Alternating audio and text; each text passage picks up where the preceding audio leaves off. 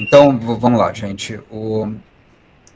No último encontro, eu fui palestrante também, mas não é para ser assim, tá? Então, porque a ideia do grupo é ter uma rotatividade muito maior, né? Só que eis que veio dezembro de 2022 e todo mundo estava emocionado, né? Se beliscando, incrédulo de que sobreviveram a 4 anos de governo Bolsonaro e tal. A gente meio que se desorganizou, né? E chegou janeiro, não tinha ninguém para apresentar, infelizmente. Daí eu estou apresentando hoje uma pesquisa que eu fiz lá atrás, em 2020, meio adaptada, né, para o nosso formato. Só que saibam que eu não estou monopolizando esse espaço, não é para ser eu 2 vezes seguidas, né? Eu lamento que vocês tenham que olhar para minha cara feia, mas vamos lá. Acho que vai interessar um monte de gente o tópico. Que é a editora Balai Pustaka, como a gente chama.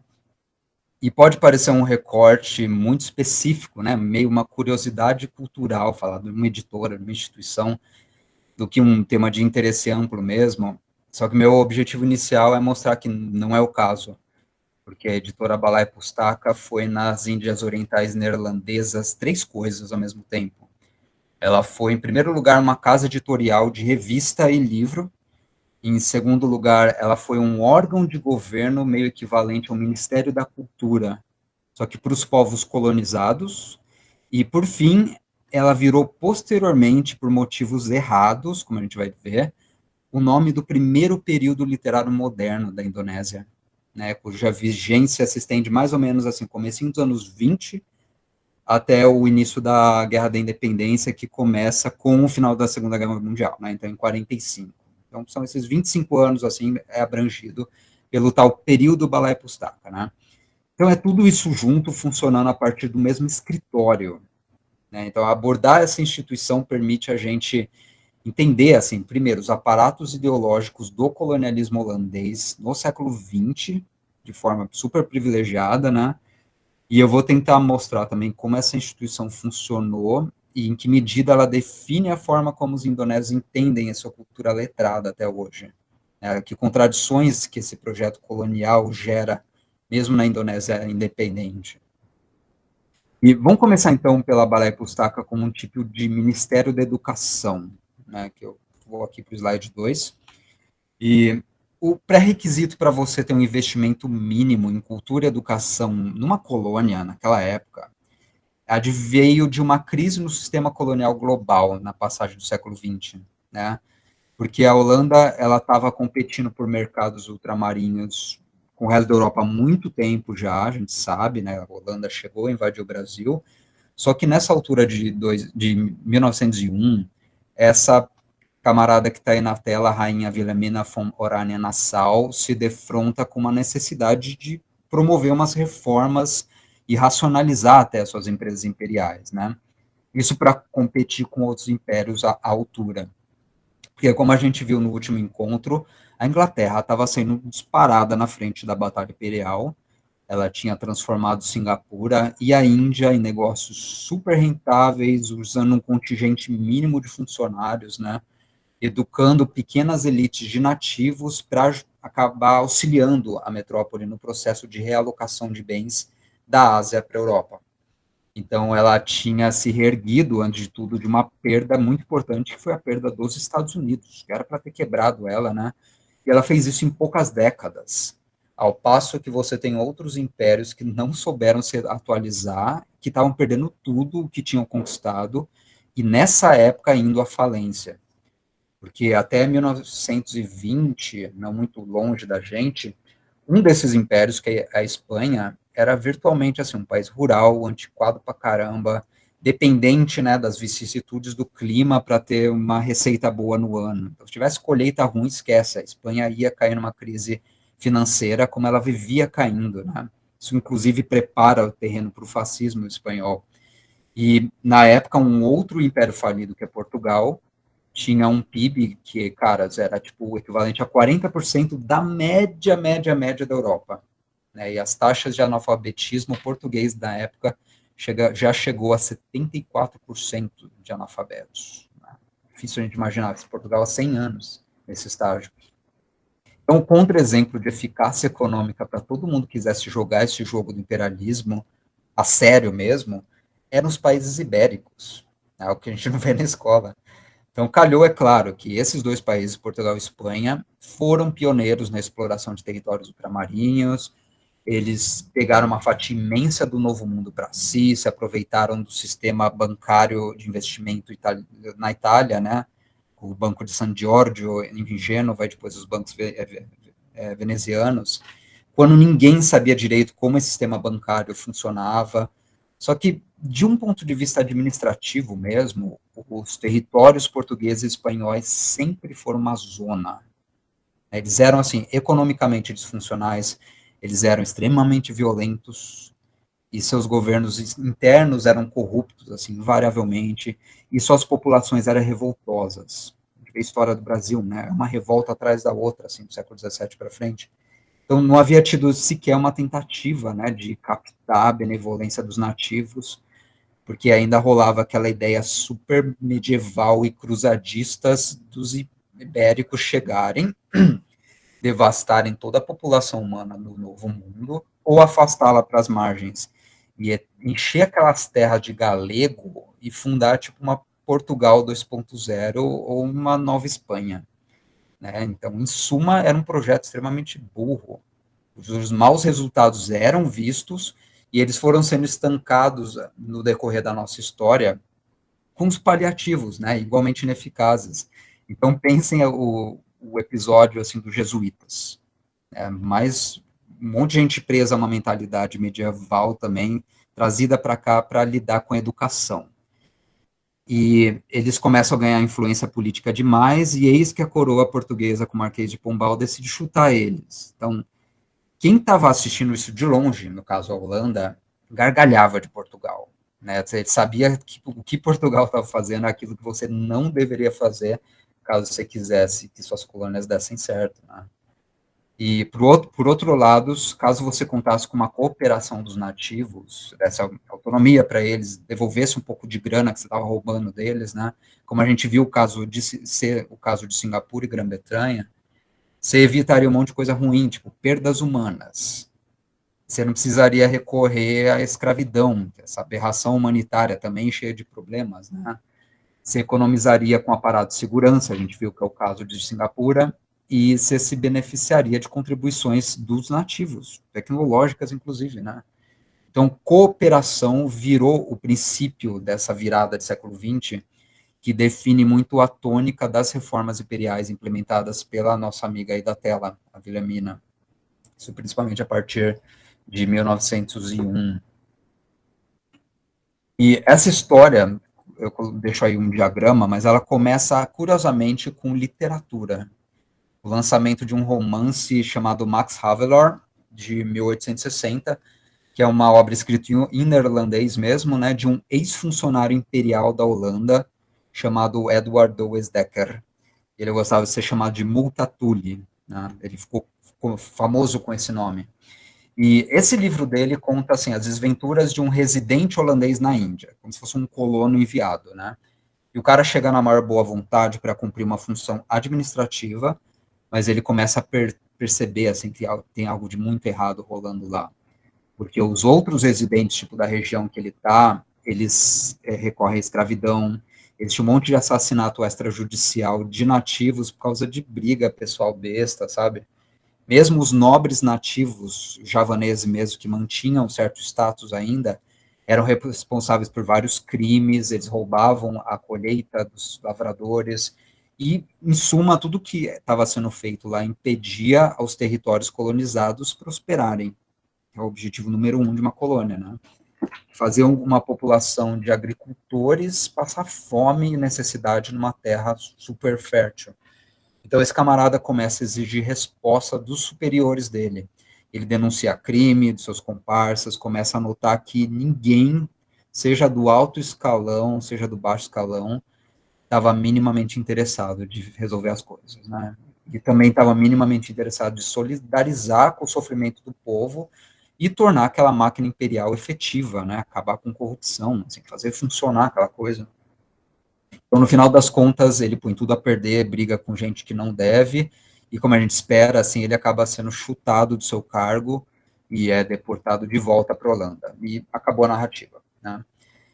Esse Dekker, ele foi um inovador, assim, nessa época de realismo, na época do Dickens e tal, ele foi inovador na estética do realismo, porque ele transformou esse livro, essa narrativa que eu acabei de resumir, num instrumento de sacrifício pessoal. Que ele não só inventou uma história, ele viveu essa história. Ele era um residente que viveu isso na pele, só mudou coisa ou outra, sabe? E no livro dele ele estava assim criticando os oficiais holandeses nominalmente, dando nome mesmo, e falando que ele perdeu um cargo promissor nas Índias, tendo que se esconder na Alemanha pelo resto da vida, porque ele escreveu esse livro, além de criticar pessoalmente, né? Então é como se o personagem do livro dele não só tivesse arrumado as brigas e sendo expulso, mas contado para todo mundo o que rolou. É essa a diferença. E ele não pôde voltar de fato para a Holanda nunca mais na vida dele. Ele se escondeu, né? Então ele apela para os leitores históricos que também, ó, eu joguei fora tudo isso que eu tinha e eu apelo para vocês, não lê esse livro só como uma fonte de entretenimento ou para você, para acalentar seus corações, né, com solidariedade em relação aos javaneses, pobres javaneses. Não, faça alguma coisa também. Né, tá? A gente quer que a literatura resgate esse poder de virar um instrumento de mudança da realidade. Né? É meio isso que ele fala no apêndice da segunda edição holandesa desse livro, tá? Então, isso foi, lógico, uma aproximação inédita entre realidade social e expressão literária, e o Decker é super querido na Indonésia até hoje, né? Ele é lido na escola, inclusive pela criançada, tem estátua em tudo quanto é canto, como um cara que teve coragem de abrir mão dos seus privilégios para defender assim, a causa da humanidade, né? A causa dos indígenas. E teve uma repercussão, como está no diagrama aí na tela, porque alguns jornalistas de um periódico social-democrata chamado The Locomotive leram esse camarada na época, e assim, eles compraram a primeira passagem para as Índias Orientais para registrar de perto, né, todas essas arbitrariedades que eles leram no livro. E eles voltaram para casa assim, com os relatos escabrosos sobre escravidão, sobre assassinato, estupro, tudo que vocês imaginam, sobre abusos da antiga aristocracia javanesa e da Sumatra e dos regentes holandeses. Né? Então, o Multatuli não estava de caô, ele está falando a verdade mesmo, a máquina colonial holandesa era inefetiva, igualzinho a portuguesa, igualzinho a espanhola, só que ninguém tinha contado para a rainha Wilhelmina ainda, né? E eu volto aqui pro slide dela, e ela, então, começa a ler essas coisas, começa a chegar no ouvido dela, em 1901 ela resolve fazer algo, ela solta uma reforma muito ampla nas colônias asiáticas, só na África do Sul ela continua, né, continua aquele regime horroroso que a gente conhece, mas na Ásia ela promove essa ética política, essa política ética. Política pense no sentido de política pública, tá? Então ela aplica isso com uma série de reformas, ela consulta inclusive jornalistas, ela faz de forma até bem democrática para a época, né? Fala o que a gente pode fazer, que princípios que a gente pode pôr para mitigar esses problemas. E a ideia era criar, além de reformas que combatiam corrupção, coisas assim, era criar também um sistema de apadrinhamento e de formação de uma pequena elite educada de nativos, né, numa tentativa de se compensar séculos de abusos e criar aos poucos uma classe educada de austronésios, estou falando da etnia, né, que pudesse representar mais para frente os interesses do seu povo nessa espécie de Commonwealth holandesa. Então, aqui é uma aproximação muito interessante da Holanda ao modelo da Grã-Bretanha de Commonwealth, né, de pensar que não é só assim, uma metrópole sugando o seu sangue e destruindo sua população. Não, é uma metrópole que fez isso a história inteira, só que agora quer começar um sistema meio de apadrinhamento, e vocês, como colônias, também vão começar a ganhar, né, desenvolvimento, a gente vai crescer junto, vamos dizer. Isso é algo que a Grã-Bretanha estava fazendo muito bem. Até hoje, o Canadá é parte da Commonwealth, né? É muito curioso isso. Esqueceram de declarar a independência. A Nova Zelândia até hoje né? Vários países do Caribe e na época Suriname, África do Sul e demais colônias holandesas começaram a entrar nesse sistema, tá? Os primeiros sistemas de educação infantil e continuada surgem aí. A gente vê muito bem representado nessas duas fotos que eu pus aí, né? E a foto de cima você tem a criançada começando as aulas tímida, né, magrinha, sem camiseta, para mais tarde a mesma geração, uma geração depois, né, mas o mesmo pessoal, se tornar esses jovens altivos de peito estufado, né, cabeça para cima, trajando ternos impecavelmente brancos, e alguns falando holandês, inclusive. Alguns tiveram a oportunidade de ir para a Holanda, né, e cursar a universidade. Então, eles acabaram compondo uma primeira elite profissionalizada. Não uma burguesia exatamente, que eles nunca tiveram assim, acesso a terras, a empresas, né, isso sempre ficou restrito para os holandeses, inclusive é um dos motivos da revolução, né, da revolta completa que virou a independência indonésia, é que eles tinham uma classe educada que não tinha qualquer outra representação, qualquer outro direito para compor uma classe. Então eles tomaram na marra e viraram a burguesia do país que está até hoje lá, né? Enfim, e aqui a gente, como eu disse, não está contando história antiga, cara. Isso é a geração que os nossos avós estavam vendo, né? E nesse grupo se encontra virtualmente todos os heróis da independência dos anos 40, 1940, e parte da experiência asiática de emancipação dependeu dessas metrópoles soltarem um pouco as rédeas da população, teve que acontecer isso, dar um pouquinho de chance a uma geração só para mostrar sua inteligência, seu potencial, com acesso inédito à educação, e logo, ó, pá, estoura as revoluções. Né? Numa questão de 10 anos, quase todos os países do Sudeste Asiático conquistam a sua independência na bala, quase todos os casos, né, com muita violência, mas é uma coisa que acontece muito rápido, certo? E, claro, isso era algo que a Holanda não esperava com o início da Etnische-Politik. Era o exato oposto. Eles achavam que eles iam manter a paz, né, e evitar essa independência, porque pairava aquela estranha crença iluminista de que os europeus realmente eram senhores benevolentes, guiando os povos inferiores rumo à razão, à civilização. Né? Muitos europeus acreditavam piamente nisso, acredito até hoje, e esse dado adianta muito o tipo de material literário que a Holanda foi permitindo ser lançado nessa época. E aí a gente vai chegar já na Bala e Pustaka em literatura, né? Essa atitude demonstra como a liberação gradual de órgãos de civilização também foi dada a conta-gotas, com muitas condições prévias, né, mediante um controle intenso do pensamento das pessoas. Então, precisou de um escritório de ideologia para que a Holanda concordasse com o lançamento de literatura, né, a custo da coroa. Então, você tem esse Kantor for the Volkslecture, que é o escritório de literatura, foi uma espécie de autarquia do governo metropolitano que derivou das necessidades dessa Etnische Politik, né, de servir como uma sala de comando, vamos dizer, da ideologia imperial.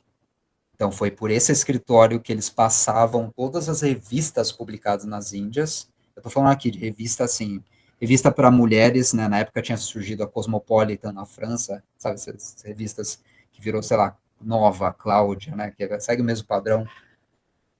Foi lançado também uma versão para as indonésias, né?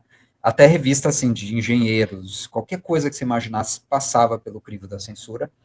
E os livros que iriam para o prelo nas grandes cidades, mesma coisa. Né? E a cada revista publicada tinha um funcionário específico da censura trampando todo dia para bloquear qualquer conteúdo ideologicamente e subversivo, né, não desejado. O que remete a uma figura aqui, que é esse cara do meio, que é o Adolf Hinkes, figura central no colonialismo holandês. Esse mano ficou encarregado de coordenar as atividades dessa instituição, o Kantor for the Volkslecture, e a Balai Pustaka, né? Balai Pustaka, inclusive, é um nome nativo para essa instituição, tá? E é o que estava no carimbo de todos os livros, virou o nome da editora, mas no fundo era o mesmo escritório, eles só disfarçavam, né? Então era uma mescla de editora, Ministério da Cultura, Centro de Censura e, sei lá, máquina de ideologia. E esse cara dividiu a equipe em 4 partes, como coloca aí na tela, né?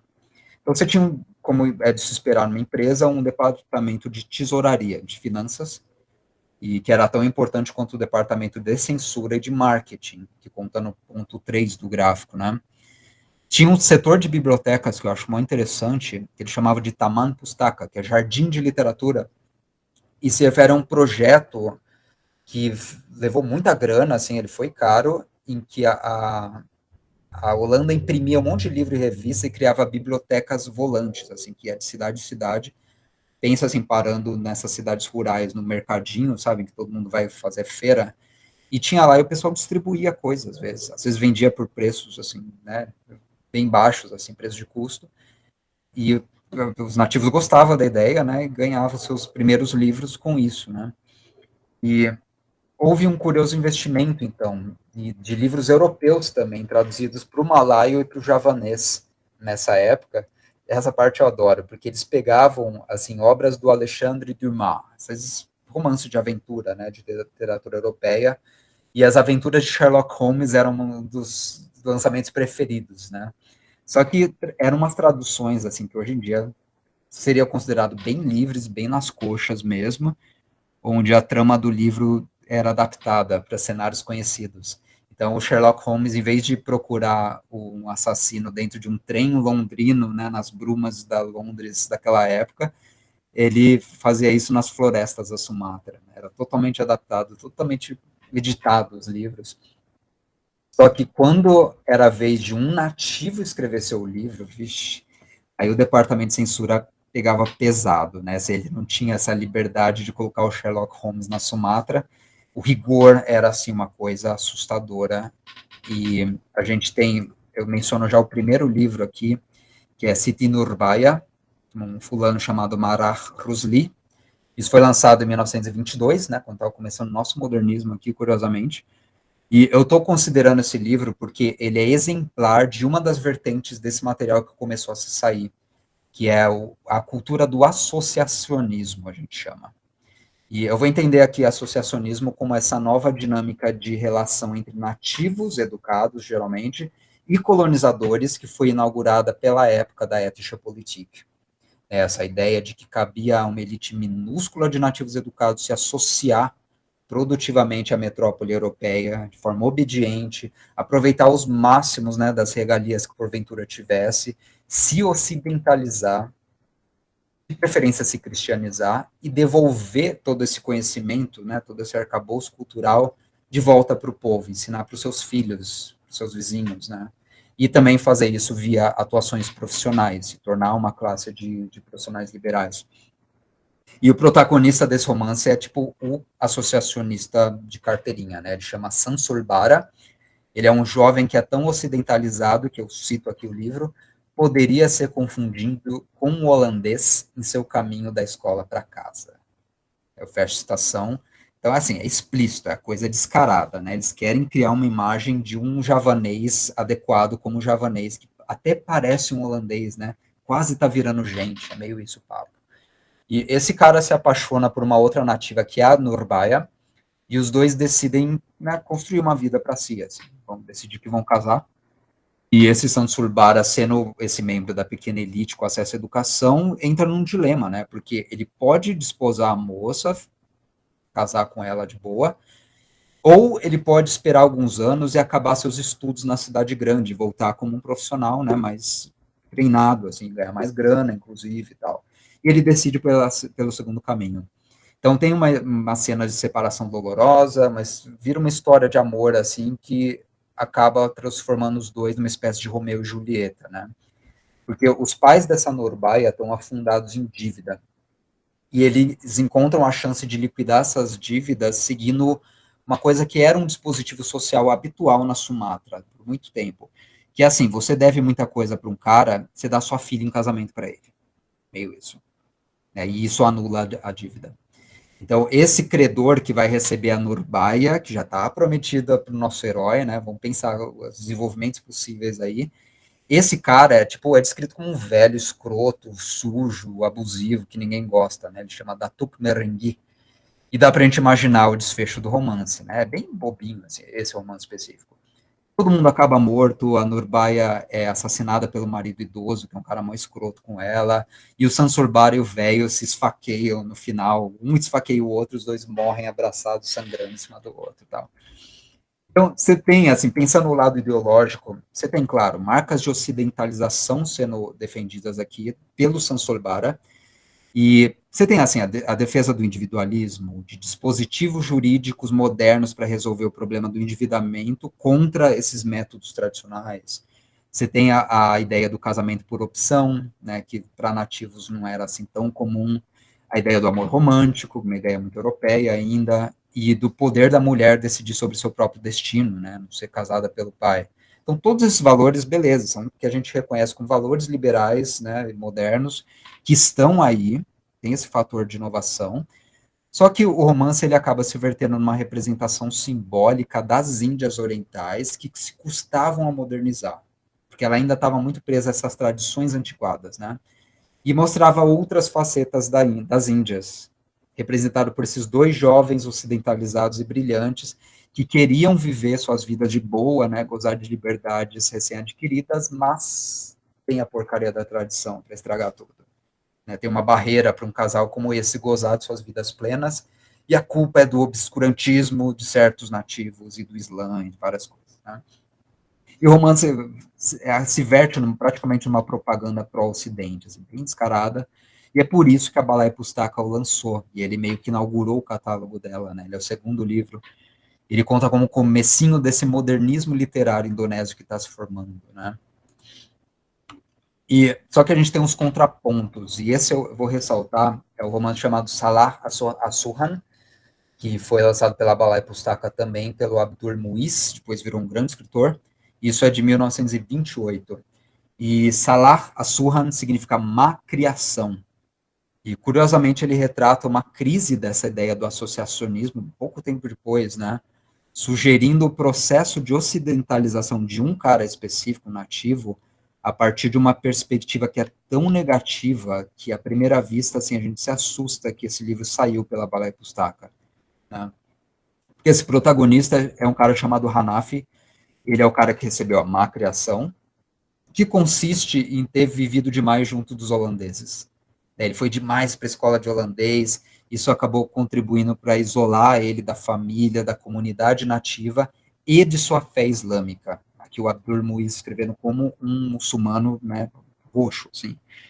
E esse cara, então, ele cresce nutrindo certas esperanças falsas de que ele vai desposar uma amiga dele que é mestiça, que é a Corre, que é diferente dele porque ela é filha de um francês, ela é fenotipicamente branca e loira, né? Ela não nem parece uma nativa, diz o livro. E ele é desencorajado por todo mundo a fazê-la, porque ela é europeia demais para ele, né? Não vai dar bom, assim, esse casamento não vai dar certo, todo mundo sabe, porque mesmo que tenha essa cultura do associacionismo, um jovem nativo não tem chance num país regido por apartheid, né? No país que inventou a apartheid, que foi a Holanda, né? Então, mas ele é jovem, ele é trouxa, ele está apaixonado, então, né, ele custa aceitar essa ideia durante metade do livro, só porque ele tem a educação holandesa, ele acha que não existe, né, esse apartheid mais. Existe uma equiparação das almas ao estilo do iluminismo europeu, pelo menos do que o iluminismo europeu defendia, né? Ele é um idealista, basicamente. E no primeiro momento esse Hanafi acaba sendo convencido pelos pais e ele se casa com uma prima dele, uma prima nativa de pele escura igual ele, do interior, que não sabe holandês e não compartilha desse universo cultural. Então eles não têm nada em comum, eles formam um casal super infeliz, né? Não dá certo a relação deles. E tem um momento em que ele tem que fazer um tratamento médico na cidade grande. Ele vai para lá e fica alguns meses, porque só lá tem hospital e ele reencontra essa amada antiga, essa Corre, e eles se catam, eles se casam escondido, né? E tudo a partir daí dá tudo errado, né? E ele nota, curiosamente, que essa nova esposa, com cara de europeia, é livre demais pro gosto dele. Tipo, ela fuma, ela sai com outros amigos homens sem ter ele presente, e os dois começam a tretar, assim, direto, né? Então, em suma, ele descobre o quão tradicionalista ele é, no fundo. Então, isso adiantando muito a história aqui, todo mundo morre no final de forma desgraçada, parece uma coisa comum desse movimento literário, tá? E o Hanafi, no final, ele meio que se arrepende dos caminhos dele, da má criação dele, e pede aos familiares que o enterrem segundo as tradições muçulmanas. Ele faz questão disso. Ele fala segundo o Adat, que é o termo central aqui, eu coloquei na tela, né? O Adat, aqui, esse termo aqui no primeiro primeiro tópico, Adat em indonésio, javanês, várias outras línguas significa tradição, mas é uma coisa muito específica, assim, é uma palavra-chave que a gente precisa ter em mente para entender literatura indonésia daí para frente, tá? Até a contemporânea. Então, como mencionei, isso significa tradição, mas é mais assim, regras de condutas que nunca foram escritas e princípios até axiológicos que são acordados por cada tribo desses povos austronésios e acabam servindo de guia para sua conduta específica, né? Então, cada tribo indonésia, ou filipina também, ou taiwanesa, se pensar as cidades embaixo de Taipei, que ainda são austronésios, né? Cada tribo tem um adat diferente. Não é uma coisa que todos os indígenas têm os mesmos valores. Não, isso é uma coisa acordada, assim, comunitariamente, sabe? Muda muito as tradições por isso lá. Então, ter respeito pelo seu adat é igual você respeitar seus antepassados, assim, é uma coisa que para o indígena, né, é muito levado a sério até hoje.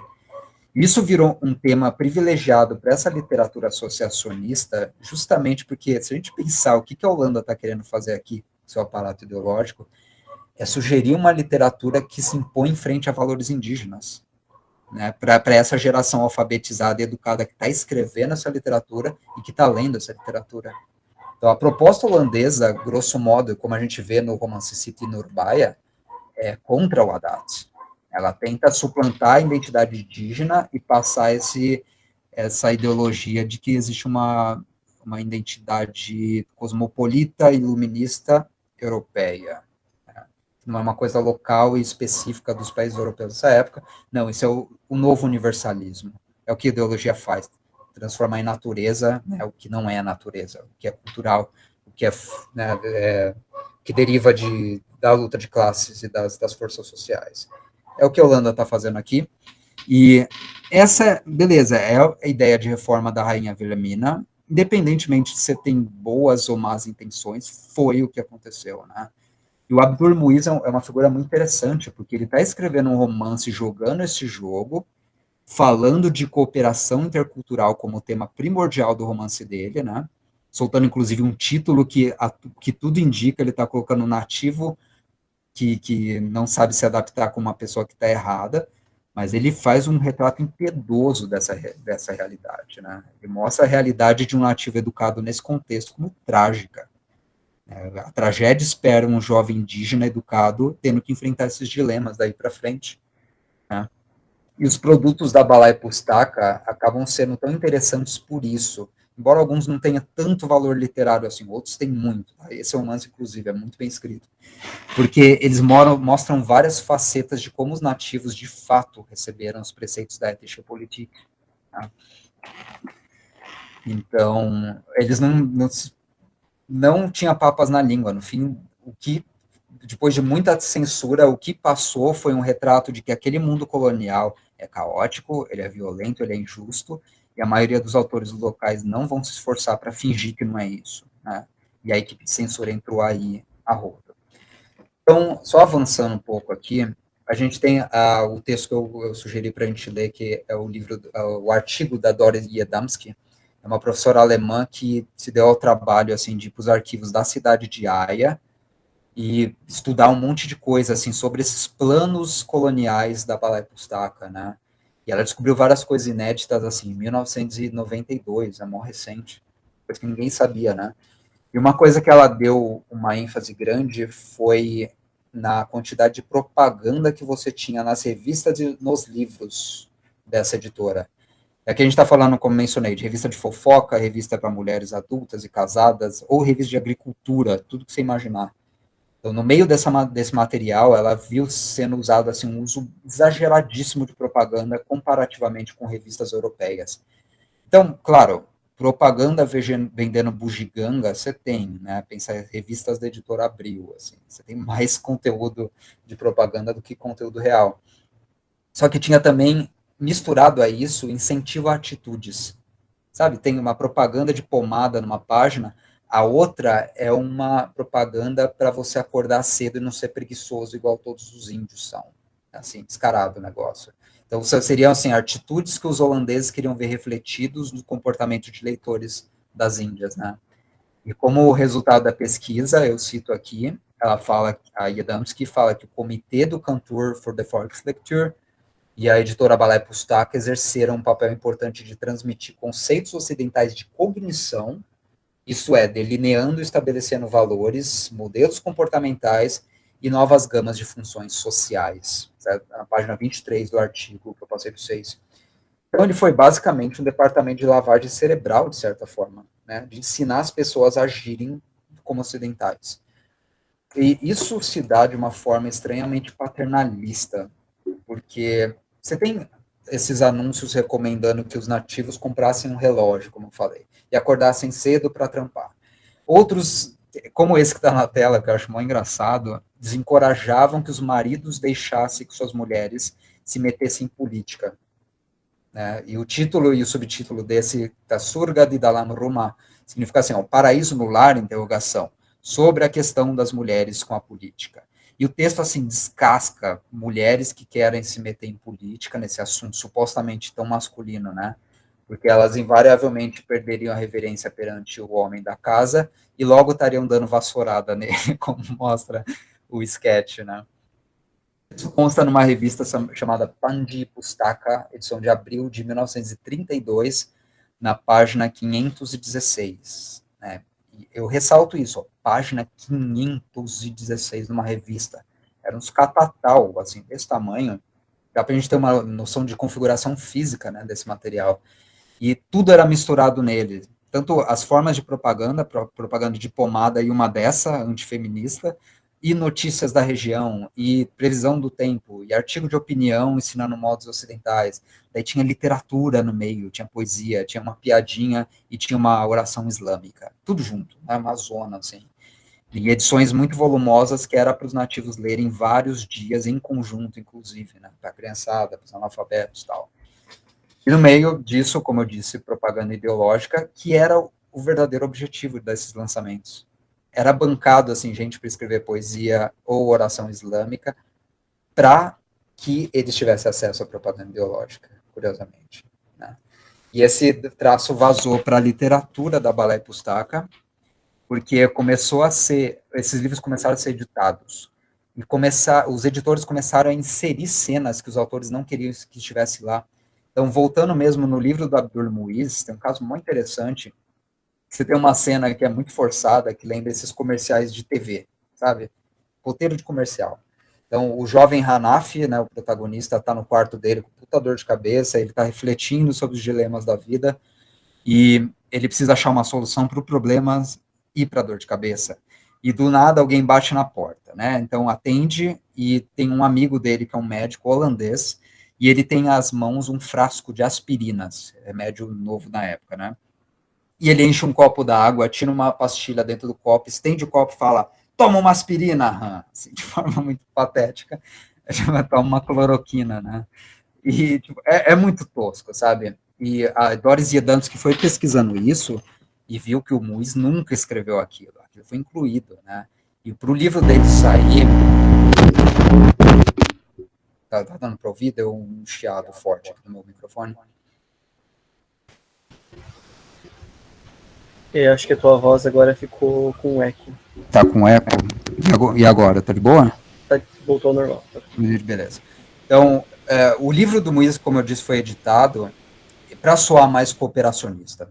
E foram incluídos esses pequenos cavalos de Troia, né, que ajudariam a vender produto tipo aspirina.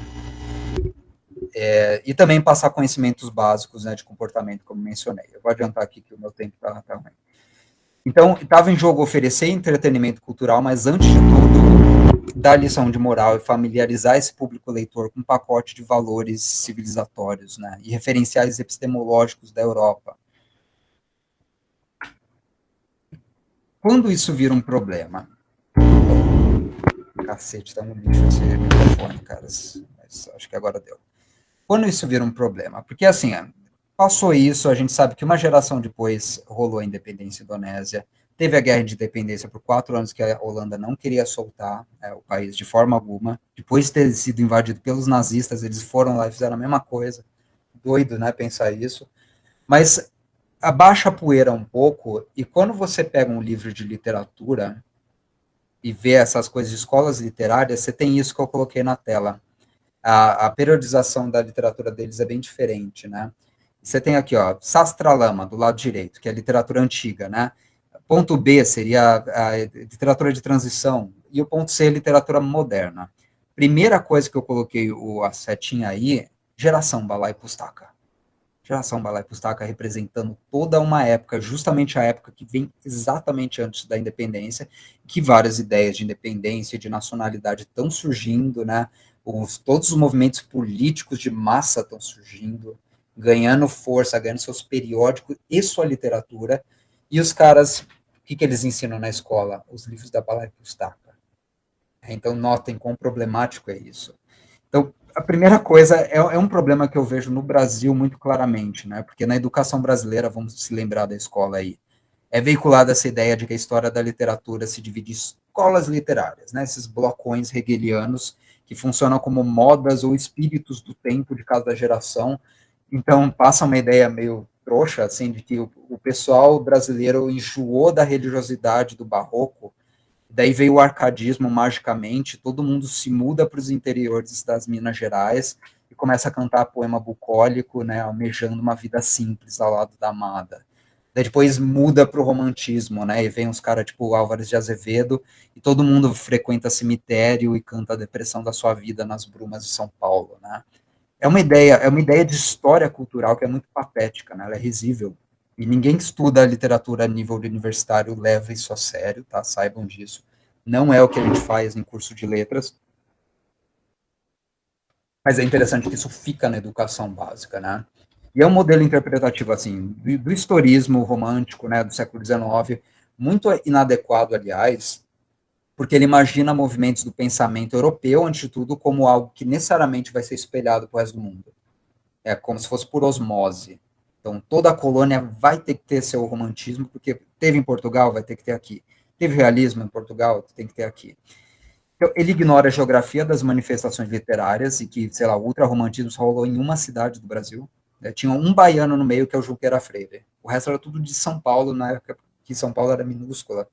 Né? E como você fala que isso representa uma época, estava rolando outras coisas em outros cantos. E também existe uma transição gradual entre tendências do pensamento e da cultura, né? E, antes de tudo, o grande erro, tanto da ideia da Bala e Pustaka como uma escola, quanto das ideias brasileiras, é imaginar que cultura nacional é homogênea. Como se em cada período os artistas estivessem magicamente recebendo uma força do além para criar as mesmas coisas, mais ou menos, no mesmo estilo, né? Então a gente pode pensar a cultura atual, de 2023.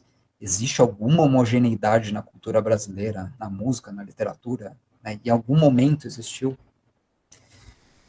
Então, só que, lógico, a maioria das pessoas não dá a mínima para a literatura, e elas vão decorar essas fórmulas para passar no vestibular, e logo elas esquecem. E quando você pega um livro asiático, né, como um livro didático que mostra a divisão, a periodização de literaturas asiáticas, você começa a ver, puta, tem alguma coisa de errado, né? Não existe essa homogeneidade cultural do mundo, que sempre teve um romantismo seguindo o realismo. O mundo é muito mais complexo do que isso, né?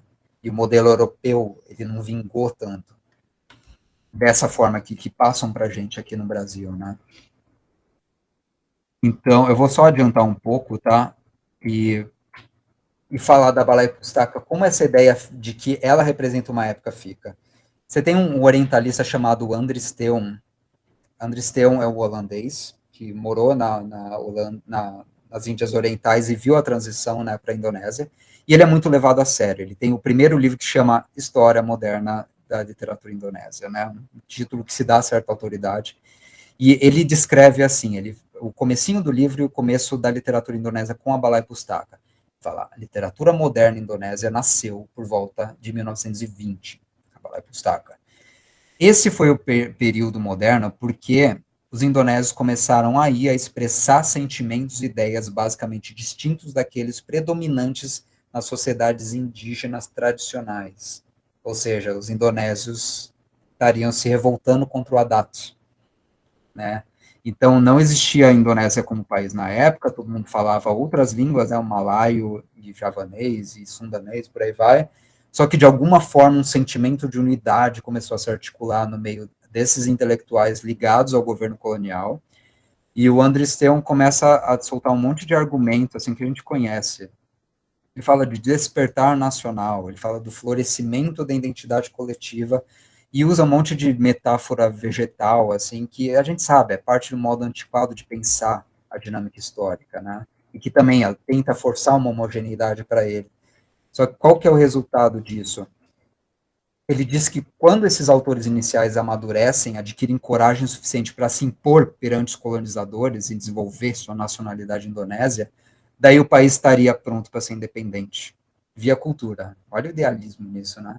Então, se trata de uma narrativa assim que é obviamente enviesada, não foi o que aconteceu, né? Ela é escrita por um chauvinista holandês que não sabe do que está falando, e, em partes, ele não sabe do que está falando, porque, assim, ele vai resumir um movimento inteiro de 25 anos nesses romances. Você precisa ler 9 romances para você entender o que está acontecendo.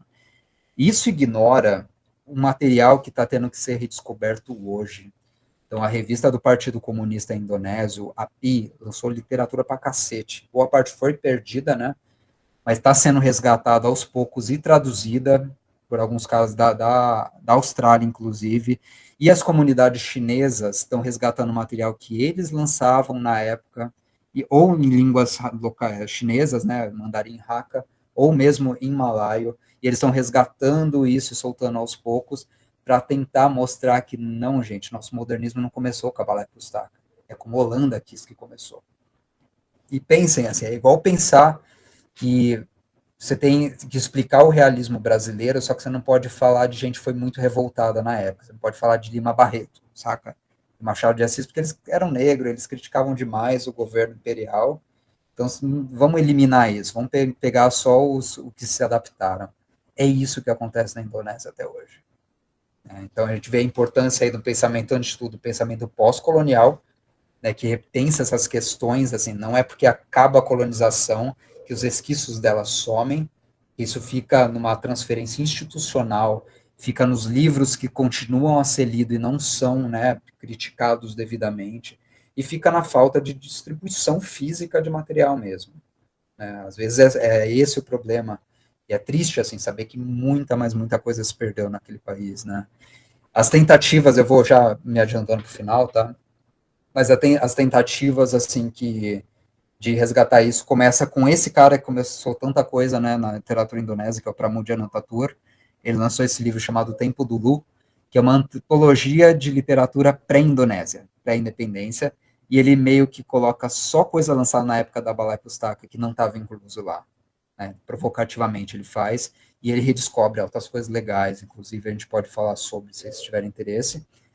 E, assim, para finalizar, a gente não pode jogar fora essa herança da Balai Pustaka, porque, primeiro, ela conta uma história pós-colonial que pode ensinar a nós, brasileiros, como funciona a ideologia, como funciona, né, o decolonialismo, assim, as necessidades de descolonizar, como elas devem ser operadas, né, a gente aproveita de experiências de outros países, e o tema do Haddad fica, tá? Tudo a Balai Pustaka lançou, inclusive, a Cartini, que a gente teve uma aula só sobre isso, né? Então, tem grandes autores que foram lançados aí. O Abdul Muiz vale a pena ler, inclusive. Só que o tema do Haddad vira uma questão que todo escritor indonésio atualmente vai ter que lidar de uma forma ou de outra, em várias chaves diferentes, porque você tem o Rendra, que a gente também teve encontro sobre ele, o dramaturgo, que é tipo o Brecht da Indonésia, né? Ele coloca essa coisa do Haddad versus modernidade como uma coisa de identidade indígena contra o capitalismo moderno, contra influências ocidentais que destroem nosso país. Daí você tem um cara que, tipo o Ahmad Tohari, que talvez seja um dos mais famosos hoje em dia, né? Ele já pensa assim, uma chave diferente. Ele fala que não necessariamente o Haddad é positivo, porque existe obscurantismo em práticas indígenas também. Então ele coloca mais a comunidade e o cosmopolitismo, mas ele critica ambos os lados de forma muito inteligente, né? Tem que ser criticado também. E você tem outra figura, tipo, que está em último aqui, que é a pessoa que está do lado direito, que é a Intan Paramadita. Ela defende um feminismo novo, decolonial, e ela desce a lenha no Islã, assim. Então, ela é contra o Haddad, ou pelo menos certo modelo do Haddad, né? a favor de um cosmopolitismo feminista que tem que acontecer naquela sociedade para que não haja, sei lá, roubo de noivas, igual tem até hoje em dia, né? Umas coisas muito doidas, assim, tipo, enfim, ainda tem marcas de obscurantismo muito forte, principalmente nas comunidades rurais, né? Então, para ler literatura indonésia, é uma coisa que eu recomendo vocês fazerem. É interessante ter isso em mente, que o Haddad é um tema que vai circundar tudo e tem origem também nessa discussão que começou lá atrás com a Balai Pustaka, certo? Então é isso, eu falei pra cacete, mas valeu pela atenção.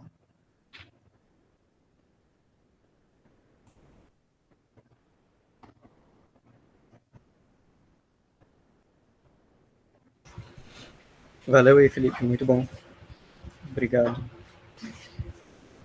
Então, agora, pessoal, a gente abre para a discussão. Quem quiser fazer comentários, seja por áudio ou pelo chat. Quer comer, tá pronto. Ok.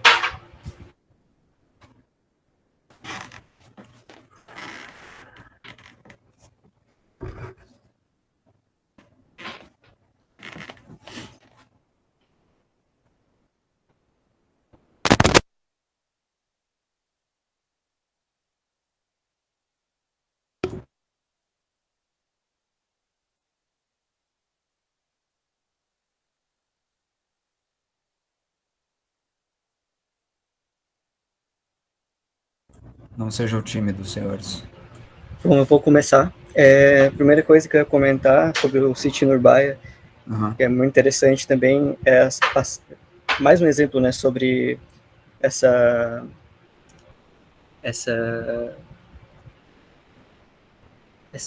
tentativa, né, de inculcar valores de progresso e modernidade, né? É da figura do Kun, que aparece, do Kun, que é uma espécie de feiticeiro ou curandeiro, né, presente na Indonésia, enfim, de modo geral, né? Tem outros nomes, né, dependendo da ilha e da tribo dependendo da ilha, da tribo, assim, da região. Mas é interessante porque tem uma passagem que também aparece isso, de um cara, agora não lembro o nome da personagem especificamente, mas que os irmãos dele, isso na sociedade de Minangkabau, né, os irmãos dele querem que ele se case novamente, ele tem uma segunda esposa, e ele não quer, ele está relutante, ele não quer ter uma segunda esposa, porque aí entra, né, a ideia de progresso ocidental, né, ele já está satisfeito com uma esposa só, com a responsabilidade, já está assumindo a responsabilidade perante a família e com essa única esposa. E aí os irmãos, então os irmãos deles, eles passam, eles chamam o Dukun, né? Eles chamam o Dukun porque eles acham que o cara foi amaldiçoado, foi enfeitiçado pela mulher dele. A mulher dele resolveu jogar um feitiço sobre ele, porque não é possível que ele esteja tendo esse tipo de pensamento, né? Ele deveria querer uma segunda esposa, até porque isso traria a ele mais status, né? Traria status social para ele e para a família, né? É uma questão de status para a família, né? Da honra da família. Então ele só pode estar infectado, né? Não tem outra solução. Daí eles chamam o Dukun, e o Dukun faz uma série de rituais e feitiços, né, para tentar combater a mulher dele, né? É muito engraçado porque é justamente isso, né, que o Felipe trouxe, né? Essa ideia de combater a ideia do Haddad, né, tradicional, e dessa figura do Dukun, que vai aparecer em várias outras, não só no Sítio Nurbaia, mas em outros romances também vai aparecer essa figura, sempre tratada dessa forma, né, como algo primitivo, né, enfim, volto de magia negra, e retratado também sempre como um charlatão, né, sempre um charlatão. No fim das contas, ele não tem poder nenhum, né, ele, na verdade, é só um charlatão. Enfim, lembrei desse exemplo aí que eu acho muito curioso. Enfim, outra coisa que eu ia comentar é sobre essa discussão sobre início da literatura, o que é literatura ou não, né, que a gente acaba discutindo muito em letras, né, inclusive em relação à literatura brasileira, sobre justamente, né, pensar a literatura como quando é que se inicia uma literatura, enfim, Indonésia, por exemplo, né, ou brasileira, se a gente for pensar aqui também, porque tem essa discussão de de literaturas das colônias ser sempre um braço da literatura europeia, né, um braço da literatura, daquilo que se produz na Europa, né, e no sentido também de ser uma produção, fugiu a palavra agora, mas enfim, se for pensar o barroco no Brasil, né, existia o barroco europeu, né, enfim, que era produzido na França, e de Portugal se apropriava disso, né, reproduzia isso, e o que chegava no Brasil era a reprodução da reprodução já.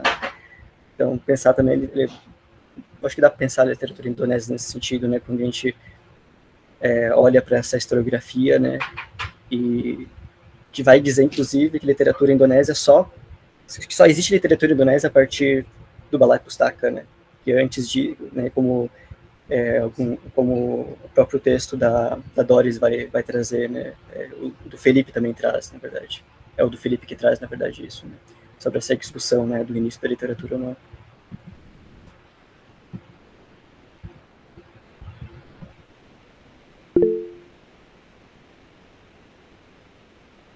Eu achei fabuloso justamente esse lance, né, da literatura, e depois a literatura que é uma adaptação da adaptação e da adaptação, assim, e me fez... A comparação é inevitável, né, pensando em Ásia. Então, você estava falando da Indonésia, eu estava pensando no movimento que rolou no Japão depois do Meiji, né, que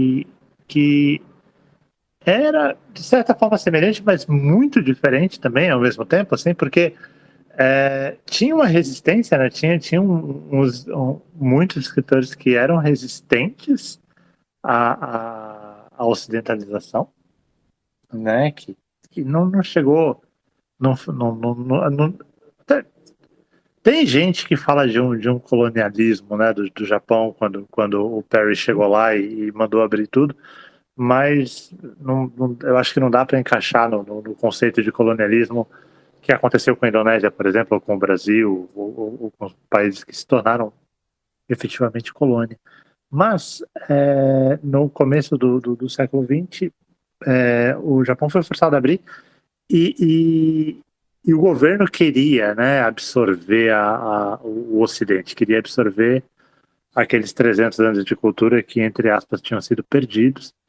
E uma das ações deles foi enviar intelectuais, então escritores, médicos, para a Europa para aprender, né, no intercâmbio, para aprender e trazer a tecnologia, a cultura europeia para o Japão para ser adaptada.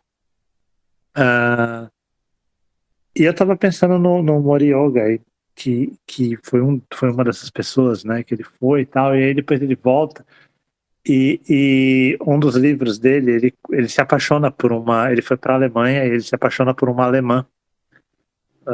Lá, tem um relacionamento com ela, depois ele é forçado a voltar. E ela fala para ele, não, mano, fica, né? Fica aqui e tal. E ele, não quero ficar, mas não posso, porque é meu governo, não sei o quê. Aquela coisa bem japonesa. E aí ele escreve um romance quase autobiográfico. E no romance, o personagem está passando pela mesma situação e na hora de voltar ele desmaia. Então, decidem por ele, né? O povo carrega ele para dentro do navio e ele volta para o Japão, no romance. Então, esse lance da literatura de colônia, né? Tá retratando, ter essa dicotomia mesmo, né? Esse contraste entre a propaganda colonialista, né? A propaganda de não, a cultura aqui é melhor, e ao mesmo tempo um layer ali, uma camada de resistência que surge ou ao mesmo tempo ou depois, assim, foi uma coisa que rolou lá. E aí, ouvindo o que o Cássio falou, eu pensei na literatura de Okinawa, que já é uma literatura de colônia da colônia, né? O Japão já tem essa literatura de Meiji, já é uma literatura colonial, porque tá todo mundo falando sobre influência externa, né? Sobre influência estrangeira. Uns falam sobre absorver a cultura estrangeira, outros falam que não, exaltam os valores locais. Então, nesse sentido, tem uma semelhança, mas ao mesmo tempo é diferente. Agora, a literatura okinawana é de resistência pura, né? É uma literatura do oprimido mesmo, assim, de exaltação dos valores, de tentar resgatar o que eles eram, porque a língua foi, entre aspas aqui também, né? Rolou e rola até hoje uma tentativa de extermínio da língua, de extermínio daquele povo, né? Enquanto povo, enquanto nação, e eles resistem, assim, culturalmente, numa cultura oral e escrita, que é passado de um para outro. Então, mas ao mesmo tempo, assim, a situação toda no Japão foi muito específica, foi de um jeito muito, muito diferente do imperialismo, né? Da forma como outros países entraram no resto da Ásia e impuseram, né, os valores e a cultura. Então, e esse é um lado inteiro, assim, que eu não conhecia, então interessantíssimo mesmo. Muito obrigado pelo convite, foi bem legal ver.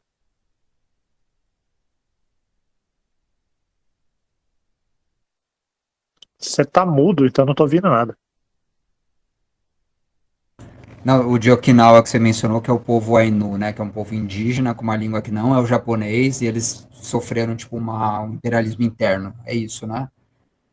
Na verdade, os Ainu é o povo de Hokkaido, né? Esses foram Hokkaido, tá. praticamente É outro exterminados, ainda, também, tá. né? Mas Okinawa é Ryukyu, que é outro povo indígena.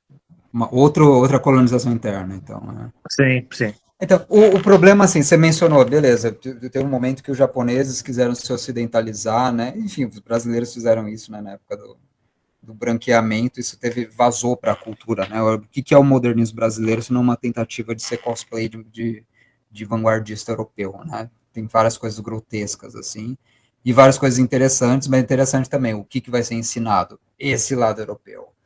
O problema é o problema da difusão de conhecimentos e de como você pinta uma época que representa algo, porque isso já diz respeito da forma que você lê história, né? E a forma que a gente tem que ler história, assim, desde assim, de revista cultzinha, de hipster, até o que é ensinado para a escola, para a molecada sobre literatura brasileira, cara, é essa lógica do historismo romântico, que você tem figuras representativas da nossa inteligência e criatividade, né?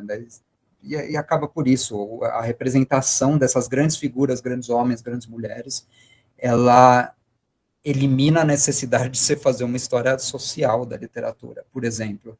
Porque parte da pesquisa em letras envolve você ler documento literário como testemunhos da mentalidade das suas épocas. Né? Porque toda a literatura já foi contemporânea algum dia. Isso vale para filme, para livro, para HQ, né? E quando essas coisas foram contemporâneas nas suas épocas, seja na Renascença ou seja hoje, elas tiveram uma repercussão para as pessoas que estavam vivendo, e essa repercussão, a aceitação desse material, provê um canal privilegiado para a gente hoje entender interesses temáticos das pessoas, assim, as ansiedades dela, né, o que preenchia a fantasia delas, as ideologias delas, tal. Então, grandes obras de arte, elas são termômetros de ideologias de época, da luta de classe, da luta por direitos, das dinâmicas sociais, né? Então, explicar o Japão nessa época, assim, tem que mencionar, né, que existiu uma literatura de gente paga-pau de francês, só que não pode ignorar esse outro lado que você mencionou, assim. E é o que acontece no caso da Indonésia até hoje, é meio esse segundo caso.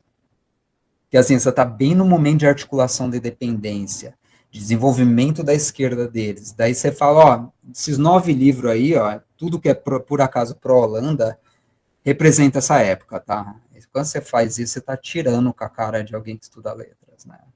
É assim, é um entendimento muito rasteiro de cultura. E rola no Brasil até hoje. Curiosamente, a gente pode falar sobre isso. Acho que o nosso romantismo é muito mal explicado. Nossa literatura afro-brasileira, com a Maria Firmina dos Reis do Maranhão, por exemplo, está sendo escrita na mesma época que a porra do Alencar. Sabe, não existe um compêndio desses famosinhos de Antônio Cândido, até desses caras grandes, né, que tinham uma mente maior, Alfredo Bose, que menciona essa mulher. É o começo da nossa literatura abolicionista, inclusive. Saca? É muito doido. Isso ainda é uma coisa que está sendo feita, sabe? Mesmo que seja uma literatura escrita em 1870. Né? Em 50, no caso dela.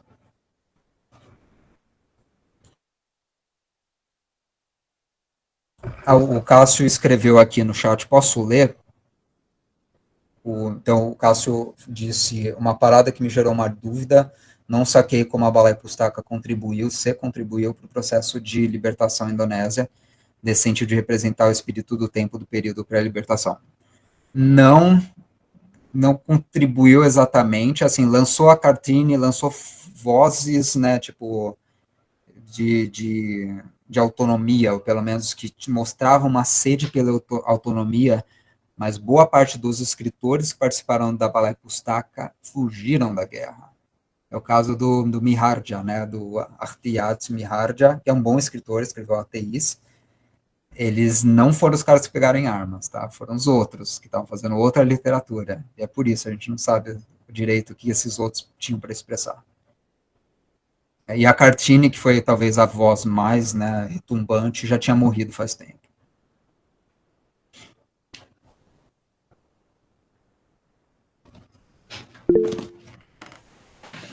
Manda ver. Não contribuiu nesse sentido aí, né, de pegar em armas, mas prepararam um bom terreno, né, porque Balai Pustaka, enquanto no seu papel de Ministério da Educação, sei lá, né, e com as bibliotecas itinerantes, né, eles tiveram um papel muito importante na promoção do malaio, né, e na propagação do malaio em todas as ilhas, né, porque eles, por exemplo, não vão estar interessados em bom, primeiro ensinar o holandês e publicar e ensinar, né, nas escolas, pensando a escola também como uma parte desse projeto todo, né, junto com a Balai Pustaka, ensinar nas línguas nativas, que eles vão achar que as línguas nativas que não eram o javanês, né, ou o malaio, né, as línguas, sei lá, vão pensar numa língua, sei lá, Batak, né, ou madurês, ou, sei lá,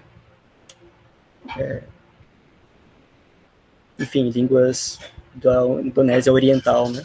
Porque eles vão achar essas línguas muito primitivas, né? E fora que você vai ter que desenvolver todo um vocabulário, né? Enfim, tem que desenvolver essa língua, né? Criar termos que não existem, né, para essa língua. Né? E então eles fizeram muito uso do malaio mesmo, que era uma língua franca, né? E, então acho que nesse sentido, né? Não que de forma indireta, eles vão preparar um terreno para o que os nacionalistas vão fazer depois, né, que é usar o malaio para e declarar como língua nacional, né, como língua, e, inclusive já para continuar esse projeto de desenvolvimento da língua, né, enquanto uma língua nacional e moderna, né, uma sociedade moderna. Não sei se concorda comigo, Felipe. Não, assim, você tem razão na questão da importância imensa que tem a unificação linguística para a independência indonésia. De fato, eu não pensei tanto nisso, e é um fator central, que assim, a boa parte desses escritores são escritores Minangkabau, né, de uma tribo na Sumatra, curiosamente, né, e eles tiveram que escolher uma língua que pelo menos a maioria do pessoal entenderia e adaptar essa língua, né? Então, indonésio, se você aprende indonésio, você sabe malaio naquelas. Mudou o malaio um pouco, recebeu influência de palavras inglesas, enquanto o indonésio tem influência de palavras holandesas, né? Mas, no fundo, linguisticamente, tem a mesma estrutura, né? E foi um exercício, assim,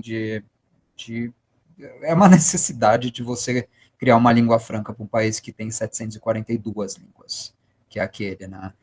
A independência indonésia ela teve que acontecer via essa língua malaia que virou Bahasa Indonésia, né? Tipo, os panfletos que eram lançados, os discursos dos revolucionários, né? Foi necessário isso, tem razão. Para a literatura, cara, eu acho que foi muito importante, de fato, principalmente porque era uma primeira geração que estava recebendo educação formal mesmo, né? As outras tiveram que se virar. Mas já existe literatura escrita em Malaio Bazar antes, né? Aquele livro do Pramoedya Thakur tem algumas dessas narrativas escritas assim em 1890, escrita no malaio mó canhestro, bem simplificado mesmo, dá para entender até, sabe?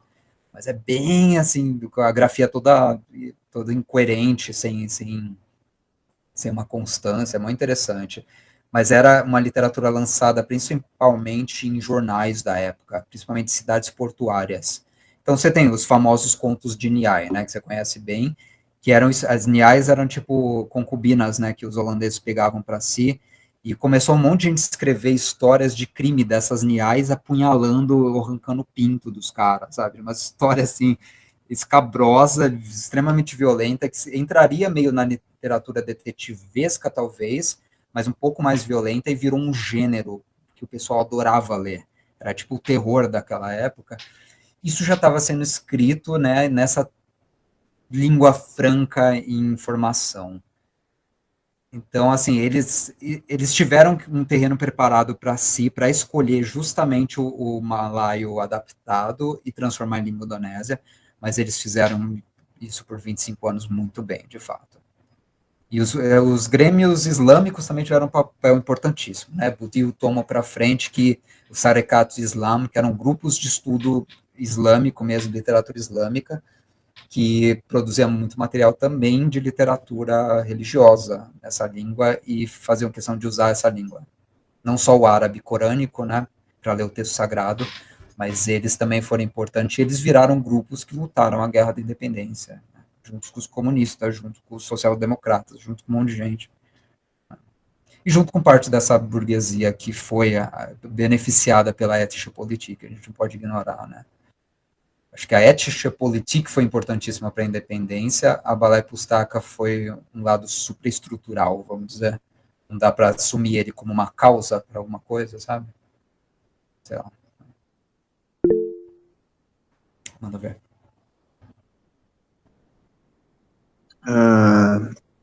Primeiramente mesmo, eu também queria agradecer, Felipe, por trazer esse tema para a gente. E foi muito interessante, porque eu também não tinha pouquíssimo conhecimento prévio a respeito desse assunto, e eu fiquei pensando muito, assim, um comentário geral, né, a respeito do tema e do texto, sobre essa questão que é citado do pacote de reformas, né, da Éthique Politique, e, cara, eu fiquei pensando assim, né, o colonialismo, ele é tão fadado ao fracasso, que se ele não termina num conflito armado, num conflito sangrento, mesmo quando ele tenta ser moderado e dar alguma liberdade, aquilo ali se torna a semente que vai derrubá-lo em algum momento. Então isso fica bastante evidente, assim, quando a literatura indonésia começa a florescer, né, nesse período, os intelectuais nativos começam a receber essa educação no intuito do próprio Império Holandês de manter um controle, uma subjugação mais eficiente, né? Você citou lá os exemplos fracassados de Portugal e Holanda, mas de Portugal e Espanha, mas mal sabia a Holanda que ela também não ia se dar bem no final das contas. Então, é muito interessante como que essas reformas e essas concessões, elas acabam sempre voltando contra aqueles que as disponibilizam, justamente porque o sistema em si, ele é feito para ser odiado, feito para ser eliminado em algum momento. Ninguém gosta de ter que se submeter a um outro povo, a um estrangeiro, a alguém que exerce poder de forma apenas extrativista, né, retira todos os seus recursos, toda a sua riqueza, toda a sua força de trabalho e eles sabem que aquilo, mesmo com algumas concessões, mesmo com alguma liberdade, a situação não mudaria.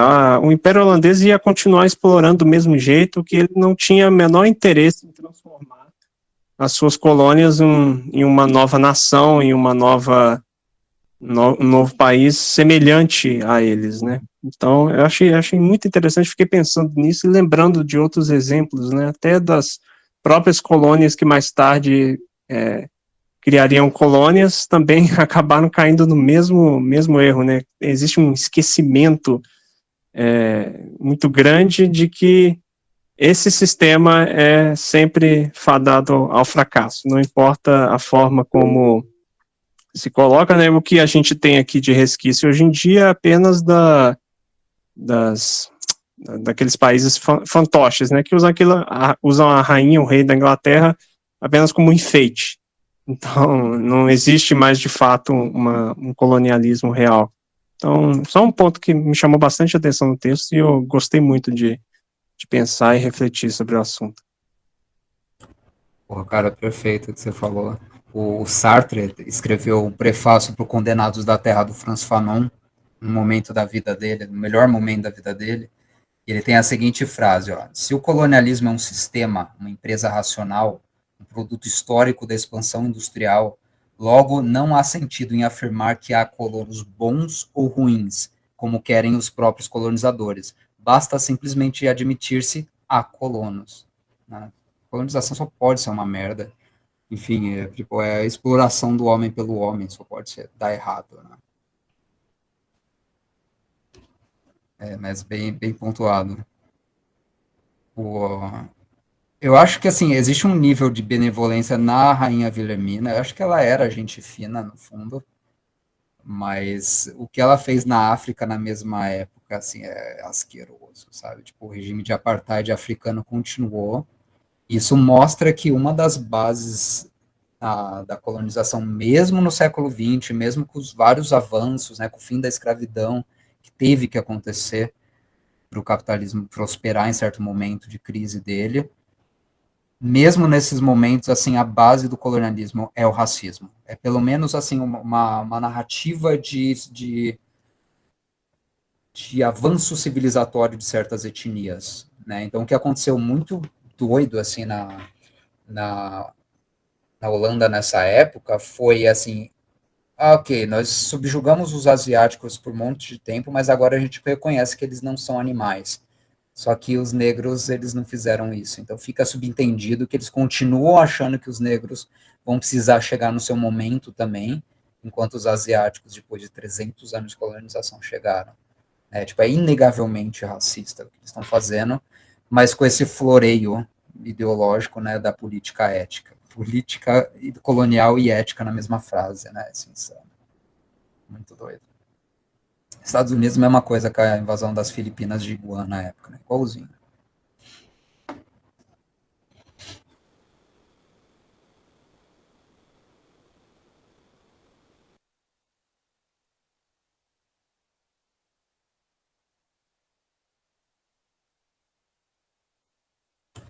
Mais uma coisa, minha gente?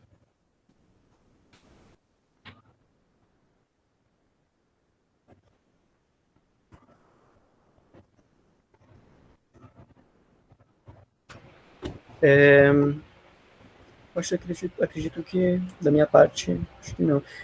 Talvez um último comentário só, mas não é nada muito para se estender, mas, enfim, lembrei, enquanto você falava, sobre tem uma palavra, um verbo, né, no indonésio, que não sei se vem do javanês agora, ou não sei qual é a raiz etimológica das palavras, mas tem essa palavra non-kron, que é basicamente você não tem uma tradução, não tem como traduzir isso sem explicar, né, sem descrever, mas é basicamente você não fazer nada, né, você tá junto com seus amigos, né, agachado, né, que tem essa cultura asiática de ficar agachado, né, de cócoras, ou sentado por aí no canto, na rua, num bar, num café, enfim, né, jogando conversa fora, basicamente é jogar conversa fora porque não é nada de importante, você não vai marcar uma reunião, né, Enfim, é Sim. basicamente essa a ideia, né? Ficar à toa. E existe uma discussão, algumas pessoas enxergar essa cultura, né, do non-cron como algo que vai contra, né, o progresso, o desenvolvimento, né? Isso aqui, isso é algo que está aí desde sempre, assim, né, que é algo que é da sociedade tribal mesmo. É uma instituição social para eles, né? De socialização, essa é uma importante. Sim. E que daí se choca, né, com esse valor, né, que é ocidental, né, de que tempo é dinheiro, né? Você não pode perder tempo. Sim.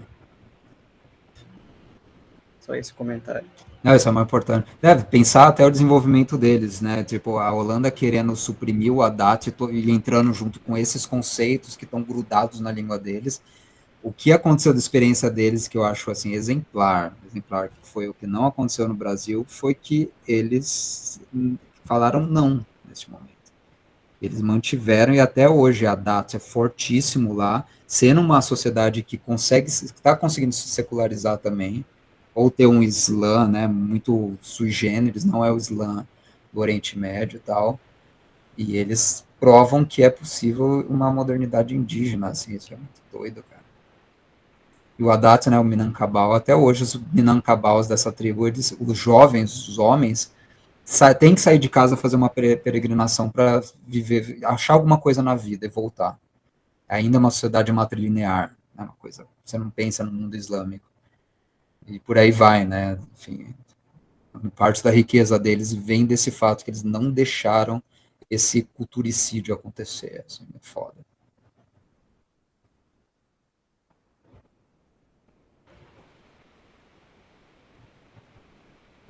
Na frente da casa, respondendo a pergunta do Cássio aqui, se o non-cron acontece em qualquer canto, na frente da sua casa, eles têm os Angrikan, que é tipo como se fosse um lugar para você comer, e é um lugar que é tipo assim, é um restaurante com uma tenda, né, no meio da rua, e é um lugar em que você faz isso também. Você não vai para comer e sair fora, você vai para trocar ideia e beber café, daí você vai comer de novo. É um lugar de socialização em que geralmente você vai achar uns caras de terno e o cara que estava trampando no saneamento, sabe? Juntos, conversando. Eles têm muito disso em várias ocasiões diferentes, ou para comer, ou para ficar falando bobagem na frente de casa. Eles não bebem, né? Eles precisam disso. A maioria do pessoal lá não vai tomar uma cerveja. Então eles conversam, tomam suco, cigarro. Café e cigarro.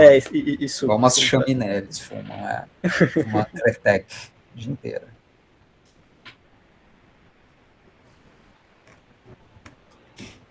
É isso, minha gente. Se vocês quiserem falar sobre os próximos encontros, né? A gente está meio complicado de agenda esse ano, porque tá todo mundo ocupado, assim. Mas... Então, eu acho que a gente geralmente faz quase sempre os encontros na última semana, né? Então, se fosse fazer daqui um mês, seria o dia 22, só que o dia 22 é carnaval. Eu não sei, eu não pulo carnaval, né? Enfim, não vou para carnaval. Então, para mim, não teria problema fazer no dia 22, né? Porque fazer antes... eu acho complicado porque tem o tempo de leitura e tal, né? E aí seriam também só 3 semanas agora daqui para frente. Até preparar o material para divulgar, enfim. Aí por mim dá para manter daqui um mês mesmo, dia 22. 22? Cara, para mim é de boa, mas vamos ver as outras pessoas, assim. A gente vê, né? Para mim vai ser até melhor porque eu vou estar de folga da escola que eu tô trampando, eu vou ter mais tempo até para ler o texto que a pessoa passar. Sim. Mas enfim, aí fevereiro tem um encontro, vai ser sobre literatura também, sobre literatura indonésia, só que literatura oral. Né? Esse vai ser o que você vai passar? Isso, vai ser basicamente sobre, enfim, um apanhado sobre literatura oral, literaturas tradicionais malaias e folclore, assim, mas mais ligado ao hinduísmo. Legal.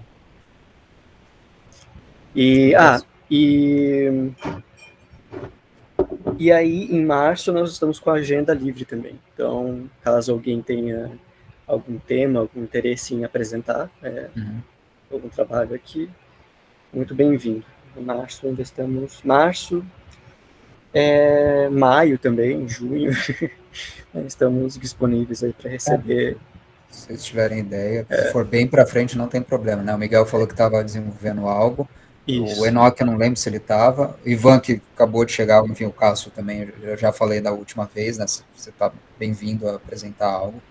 Mas, Ivan, também, se você quiser continuar colando, né? A gente só limita a Sudeste Asiático, porque já tem muita coisa para falar, né?